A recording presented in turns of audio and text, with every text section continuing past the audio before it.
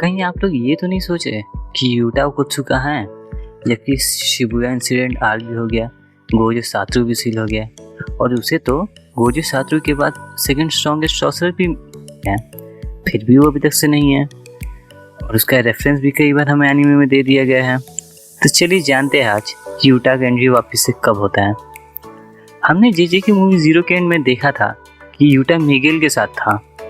वो इसलिए था क्योंकि वो अफ्रीका चला जाता है आगे का ट्रेनिंग करने के लिए।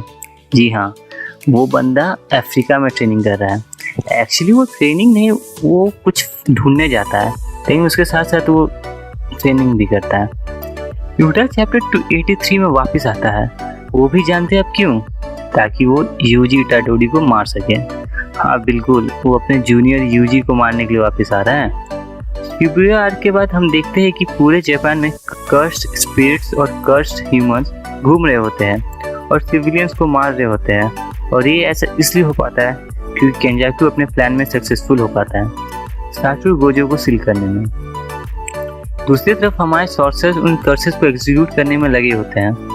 इस सभी की वजह से जापान का कंडीशन काफ़ी बुरा हो गया रहता है। यहाँ तक कि जापान के एक हिस्से में तो पूरा ब्लैकआउट ही हो गया रहता है, जो कि उसके मैप में दिख सकता है। इसी वजह से जापान पॉलिटिकली और फाइनेंशियली भी काफ़ी अनस्टेबल हो गया था, जिसको कंपेंसेट करने के लिए जुजुत्सु टेक के सारे बंदे लगे पड़े हैं सिविलियंस को बचाने के लिए। इस समय हमें यूटा की एंट्री दिखाई जाती है, जो कि एक बच्ची को बचाता है। हमें दिखाया जाता है कि एक बड़ा सा कर्स स्पिरिट एक बच्ची को खाने वाला था, तभी यूटा उसके ऊपर जंप करते हुए उसे एक्सरसाइज कर देता है। इसमें यूटा काफ़ी लो स्माइल देते हुए ये काम करता है, जो कि काफ़ी बैडएस दिखता है। इस बंदे का एंट्री हमेशा से अलग रहा है, हमने जेजे की मूवी में भी देख रखा था।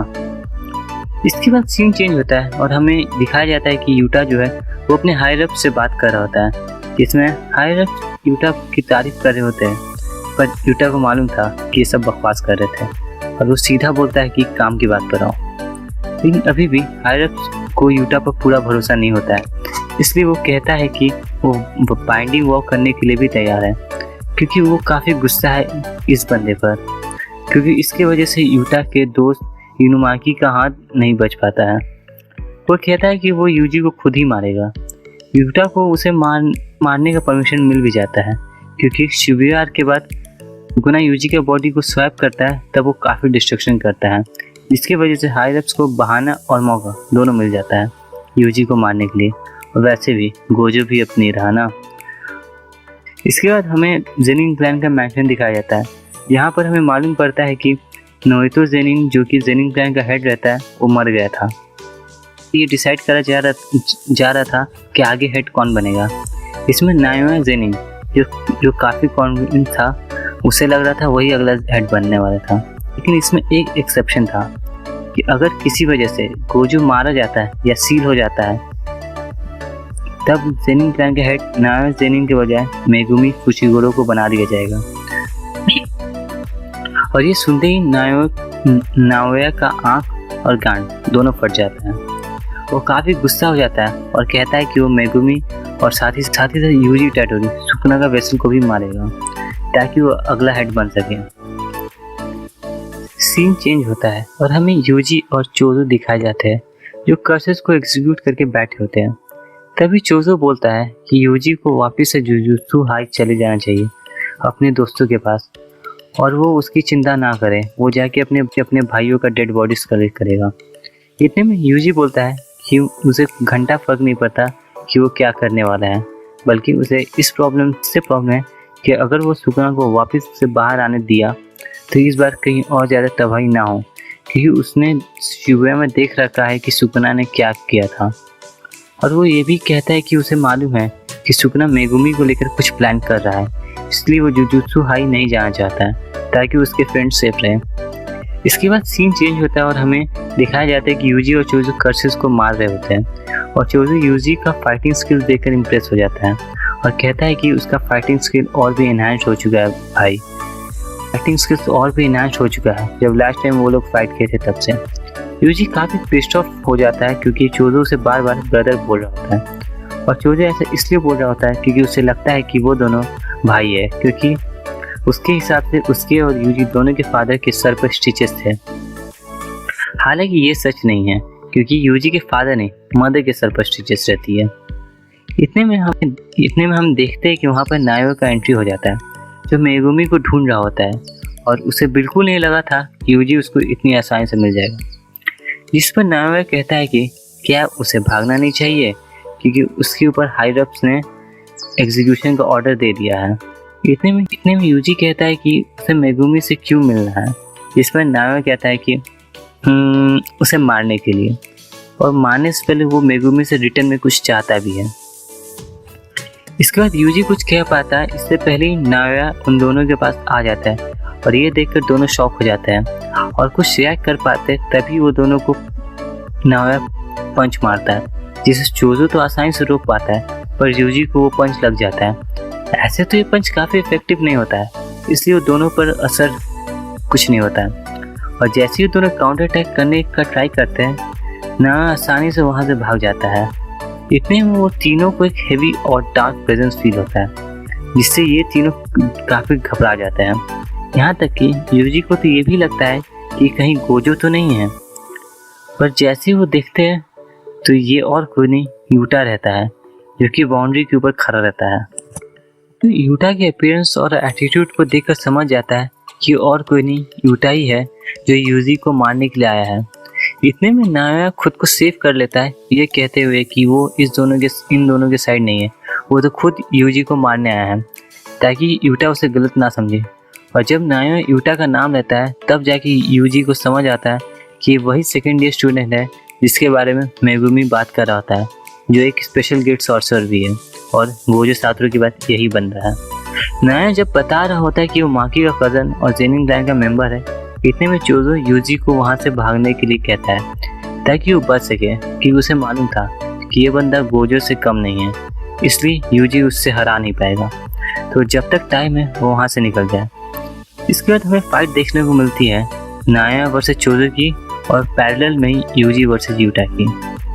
अब यहाँ से स्टार्ट होती है मेन वाली फाइट। मैं आपको पैरेलल फाइट बताने के बजाय दोनों को अलग अलग करके बता देता हूँ। तो सबसे पहले हम नायो वर्सेस चोजो की फाइट के बारे में जानेंगे, क्योंकि ये छोटा सा फाइट इसलिए मैं आपको पहले बता रहा हूँ। हमें इन दोनों की फाइट में दिखाया जाता है कि नायो जो है वो चोजो के ऊपर आसानी से डोमिनेट कर पा रहा होता है, और नायो के अकॉर्डिंग ब्लड मैनिपुलेशन में ज़्यादा कुछ है नहीं, और पियर्सिंग ब्लड अटैक करने के लिए चोजो को टाइम चाहिए, और नायो अपने स्पीड्स की मदद से चोजो को इतना टाइम देगा नहीं कि वो बार बार पियर्सिंग ब्लड यूज़ कर सके। इसलिए नायो कहता है कि वो चेकमेट कर चुका है चोजो को, एंड चोजो भी लाइक। उसके बाद हमें दिखाया जाता है कि नायो फ्रेम्स यूज़ कर रहा होता है जस्ट लाइक हिज फादर, जिसकी वजह से वो चोजो के ऊपर डोमिनेट कर पा रहा होता है, और चोजो को कोई ऑप्शन नहीं मिल पा रहा था इससे बचने के लिए, और ऑप्शन ना होने के कारण वो उस पर वही अटैक यूज़ करता है जो उसने यूजी पर किया होता है शिबुया के दौरान। इसके बाद हमें दिखाया जाता है कि चोजो काफ़ी इंजर्ड हुआ रहता है, और उसका ब्लड काफ़ी ज़्यादा बह रहा होता है। Still chose choose to fight. चोजो जिंदा, और सिर्फ जिंदा ही नहीं बल्कि जितना उसका ब्लड निकला था उसे वो कंट्रोल भी कर रहा था। इसलिए देखकर नायो काफ़ी कंफ्यूज हो जाता है कि ये बंदा कैसे ये सब कर पा रहा है, इतना ब्लड निकलने के बावजूद ये बंदा कैसे सरवाइव कर रहा है, और सरवाइव तो बात का बात है, ये लड़ कैसे रहा है। चोजो अपने कर्स टेक्निक की मदद से सारे ब्लड को नायो के अगेंस्ट यूज़ करता है, जिसकी वजह से नायो इतना शॉक हो जाता है कि वो थोड़ी देर के लिए उधर ही पॉज हो जाता है, और इसी डिस्ट्रैक्शन का फ़ायदा उठाकर चोजो नायो पर अटैक कर देता है और ऑलमोस्ट हरा ही देता है। अब हम आते हैं मेन फाइट पर, यूजी वर्सेस यूटा। तो जैसे यूजी वहाँ से भागता है, ठीक उसके पीछे यूटा कटाना लिए भागता है, जो देखकर यूटा और यूजी दोनों शॉक हो जाते हैं। यूटा शॉक इसलिए होता है क्योंकि उसे लगा था कि वो उसे तुरंत ही पकड़ के मार देगा, और यूजी ये देखकर शॉक हो जाता है कि ये बंदा कैसे इतना फास्ट भाग सकता है, वो भी एक हाथ में कटाने लिए, जबकि यूजी काफ़ी तेज भाग रहा होता है। फिर इसके बाद यूजी भाग रहा होता है, और भागते भागते एक कार यूटा के ऊपर फेंक देता है, लेकिन यूटा वापस से उसी कार को यूजी के आगे फेंक देता है। यूटा यूजी का फिजिकल पावर देखकर काफ़ी शॉक हो जाता है, क्योंकि वो उसे माकी की याद दिला रहा था। वो सोचता है कि जितना आसान उसने सोचा था उतना आसान होगा नहीं इसे एग्जीक्यूट करना। और यूजी यूटा के कर्स एनर्जी को देखकर शॉक में रहता है कि किसी का इतना कर्स एनर्जी कैसे हो सकता है।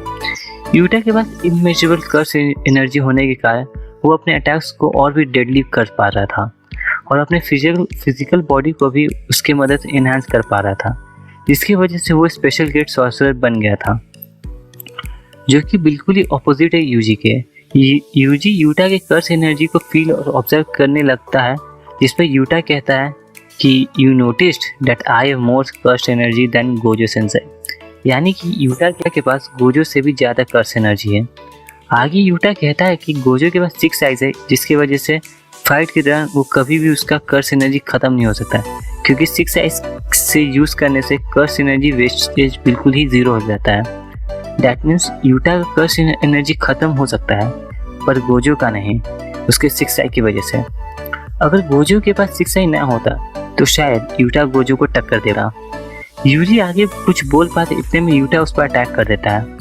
यूटा का कर्स एनर्जी देखकर तो शॉक हो ही जाता है, वो एनर्जी के फ्लो को भी देखकर शॉक में रहता है, क्योंकि यूटा का कर्स एनर्जी उसके पूरे बॉडी और साथ ही साथ कटाना में इक्वली फ्लो कर रहा था, जिस पर उसे टोडो की बात याद आती है कि इलाइट सॉर्सर जो थे वो अपने कर्स एनर्जी को इस तरह से अपने बॉडी और वेपन्स पर डिस्ट्रीब्यूट करते हैं ताकि उनका एनिमी उनके मूव्स को प्रेडिक्ट ना कर सके।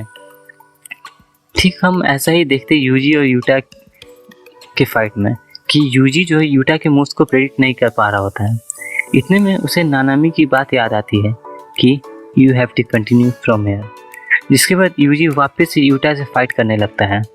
यूजी अपने बॉडी को कर्स एनर्जी से कवर कर लेता है ताकि उसे कम से कम डैमेज हो, लेकिन उससे अभी यूटा के कटाने से बचना होता है, क्योंकि वो कितना भी खुद को कर्स एनर्जी क्यों ना कवर कर ले, लेकिन जब यूटा का कटाना उसे लगेगा वो उससे बच नहीं पाएगा। यानी कि अगर यूटा का एक सर पाता है यूजी के ऊपर अपने कटाने से, तो वो उसके टुकड़े टुकड़े कर देगा। इसी वजह से यूजी भागकर एक कार की तरफ जाता है, जहाँ पर उसे मिलता है एक ड्राइवर, जिसकी हेल्प से वो यूटा के अटैक को रोकने की कोशिश करता है। लेकिन क्या आपको लगता है कि यूजी यूटा के अटैक्स को एक ड्रैगर की मदद से रोक पाएगा? यूजी ड्रैगर को कर्स एनर्जी से इम्ब्यू करने के बाद यूटा के ऊपर अटैक करता है, लेकिन इससे यूटा को तो कोई फर्क नहीं पड़ता, बल्कि यूजी को ही डैमेज होता है यूटा के अटैक्स को रोकने के लिए। तभी यूटा यूजी से कहता है कि तुम कुछ ज़्यादा ही फोकस कर रहे हो मेरे कटाना पर। तो इतना कहते यूटा यूजी को एक जोर से लात मारता है, जिससे यूजी को काफ़ी डैमेज होता है और वो सोचता है कि इसका कटाना तो मेरे संभला नहीं जा रहा, ऊपर से इतने हैवी किक्स। इस अटैक के कारण यूजी का ड्रैगर टूट जाता है और उसको भी डैमेज पहुंचता है, लेकिन इसी का फ़ायदा उठाते हुए यूजी यूटा के कटानों को ज़मीन पर फंसा कर तोड़ देता है, जिसको देखकर यूटा काफ़ी शॉक हो जाता है, क्योंकि उसने उस कटानों को अपने कर्स एनर्जी से कवर कर रखा था, लेकिन फिर भी यूजी ने उसे अपने किक से तोड़ दिया था। लेकिन फिर बाद में यूटा समझ जाता है कि ऐसा पॉसिबल है क्योंकि यूजी आखिरकार गोजो सेंसेई का ही तो स्टूडेंट है। यूजी अभी भी काफ़ी फायर्ड अप है और यूटा के ऊपर अटैक करने वाला होता है, लेकिन तभी अचानक से यूजी के पीछे से एक हाथ आ जाता है, जिसे यूजी पूरे तरह से इमोबिलाइज हो जाता है। वो कुछ नहीं कर पाता, वो ना ही हिल पा रहा था और ना ही कोई अटैक्स कर पा रहा था, जिससे यूजी काफ़ी शॉक हो जाता है। उसे पता ही नहीं चलता कि ये आखिर चीज़ क्या है, कहीं ये कोई कर्स स्पिरिट तो नहीं या फिर कोई शिकिगामी तो नहीं, ये और कोई नहीं रिका ही रहती है। जी हाँ, रिका वापस आ जाती है। हमने जेजे की मूवी में देख रखा था कि रिका चली जाती है, लेकिन अभी जो रिका आप देख रहे हैं ये रिका का शेल है, जो कि रिका छोड़ के चली जाती है यूटा के लिए। पूछती है कि क्या ये बंदा उसे हार्म पर कर रहा है, इस पर यूटा भी लाइक नहीं यार, हम दोनों तो बस एक छोटा सा गेम खेल रहे हैं। इसके बाद यूटा उसी टूटे हुए कटाना की मदद से यूजी को बड़ी ही आसानी से स्टैप कर देता है, लेकिन एक सेकेंड, स्टैप करते टाइम यूजी को सॉरी क्यों बोल रहा है? सुकना इस तरह से क्यों हंस रहा है? सीन चेंज होता है और हमें दिखाया जाता है कि यूटा जो है यूजी को कॉलर से पकड़ कर लाता है, जहाँ पर चोजो और नाना फाइट कर रहे होते हैं। यूजी को ऐसा हालत देखकर चोजो काफ़ी शॉक हो जाता है और सैड भी हो जाता है, और वो कुछ बोल पाता है इससे पहले यूटा उसे एक पंच कर देता है, जिससे चोजो वहीं लेट जाता है। इसके बाद यूटा नाना से बोलता है कि क्या वो उसे हील कर दे ताकि वो जाके हायर अप्स को बता सके कि उनका दिया हुआ काम पूरा हो चुका है, यूजी इटादोरी को मार दिया गया है। इसके बाद चेंज होता है और हमें दिखाया जाता है यूजी का पास्ट लाइफ को, जहाँ पर हम यूजी के पेरेंट्स को देख पा रहे होते हैं और देखते कि एक आदमी बच्चे को गोद में लिए हुआ था और वो बंद और कोई यूजी के फादर रहते हैं, जिसको यूजी के दादाजी बोल रहे होते हैं कि उससे उसकी वाइफ के साथ नहीं रहना चाहिए। ये वही दादाजी है जिनको हमने एनिमे में देख रखा है। हम देख सकते हैं कि यूजी के मॉम के सर पर बिल्कुल केंजाकू की तरह ही स्टिचेस हैं। मुझे तो लगता है कि कहीं ना तो कहीं केंजाकू ही यूजी के मॉम के शरीर में है, उसी का स्टार्टिंग से ही सब प्लान है। यहाँ फोकस करते हैं तो इसके बाद हम देखते हैं कि यूजी होश में आ जाता है और इसके सामने यूटा बैठा हुआ होता है। यूजी को देखकर वो रिलैक्स फील कर स्माइल देता है। वो कहता है कि now he is feeling good, Yuji ठीक है। यूटा यूजी को बताता है कि उसने लास्ट मोमेंट पर यूजी के हार्ट को रोकने से पहले उससे रिवर्स कर्स टेक्निक की मदद से हील कर दिया था, जिसमें यूजी काफी कंफ्यूज था कि पहले उसी बंदे ने उसे मारा तो उसी ने उसको हील किया। तब यूटा एक्सप्लेन करता है कि शिबुया से पहले गोजो सेंसेई उसके पास आए थे और उसको बोलते हैं कि उसे फर्स्ट ईयर और सेकेंड ईयर का ख्याल रखना है, स्पेशली फर्स्ट ईयर का यूजी इटादोरी, अगर गोजो को कुछ हो जाता है तब। जिसमें यूटा कहता है कि क्या मजाक कर रहे हो यार, गोजो सेंसेई आपको क्या हो सकता है कि आप तो काफ़ी स्ट्रॉन्ग हो। यूटा कहता है कि उसे मालूम था कि यूजी के साथ एक बार पहले भी ऐसा हो चुका है जब वो मर कर वापस आ गया था, इसलिए उसे ज़्यादा डर नहीं था। अब इससे ये फ़ायदा हुआ कि हायर अप्स को ये भी लगने लगा कि यूजी मारा गया है और यूटा का बाइंडिंग वॉर भी नहीं था। इतने पर वहाँ पर मेगुमी पहुँच जाता है जो यूजी से वापस चलने को कहता है, लेकिन यूजी वापस जाने को तैयार नहीं होता क्योंकि उसे डर रहता है कि कहीं वापस से सुगना तबाही ना करने लगे और उसे और अपने फ्रेंड्स को हर्ट नहीं करना, क्योंकि सुगना मेगुमी को लेकर कोई प्लान कर रहा होता है। नारुतो ने कलिंग गेम स्टार्ट कर दिया है जिसमें उसकी बहन फंस चुकी है, इसलिए वो यूजी से हेल्प मांगता है कि अपनी बहन को बचाने के लिए। यहीं पर ये आर्क खत्म हो जाता है और अगर आपको ये वीडियो पसंद आया हो तो लाइक और सब्सक्राइब करना ना भूलें। तो मिलते हैं अगले वीडियो में।